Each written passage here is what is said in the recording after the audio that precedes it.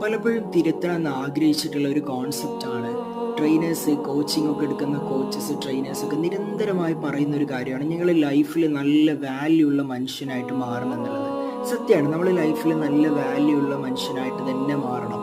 പക്ഷേ ഇതൊക്കെ കേട്ടിട്ട് ഒരുപാട് ആളുകൾ എവിടെ എങ്ങനെ നമ്മളൊരു നല്ല വാല്യൂ ഉള്ള മനുഷ്യനാവണമെന്ന് തെറ്റിദ്ധരിക്കപ്പെടാറുണ്ട്. ഉദാഹരണത്തിന് നിങ്ങളൊരു പോലീസ്മാൻ ആയിട്ട് വർക്ക് ചെയ്യുകയാണെന്ന് വിചാരിക്കുക. നിങ്ങൾ പോലീസ് സ്റ്റേഷനിലുള്ള അതേപോലെ നിങ്ങളെ വീട്ടിലും വന്ന് അതേ ആറ്റിറ്റ്യൂഡിൽ അതേപോലെ ബിഹേവ് ചെയ്യുകയാണെന്നുണ്ടെങ്കിൽ നിങ്ങളെ ചുറ്റുമുള്ള മനുഷ്യന്മാർക്ക് എത്രത്തോളം ബുദ്ധിമുട്ടായിരിക്കും. നിങ്ങളെ പ്രൊഫഷണൽ ലൈഫിലുള്ള അതേപോലെ നിങ്ങളെ ഫ്രണ്ട്ഷിപ്പുകൾക്കിടയിലും ജീവിക്കുകയാണെന്നുണ്ടെങ്കിൽ നിങ്ങളെ ചുറ്റുമുള്ള എത്ര നല്ല ബന്ധങ്ങളാവും നിങ്ങൾക്ക് നഷ്ടപ്പെട്ടു പോകാമെന്ന് ആലോചിച്ചിട്ടുണ്ടോ?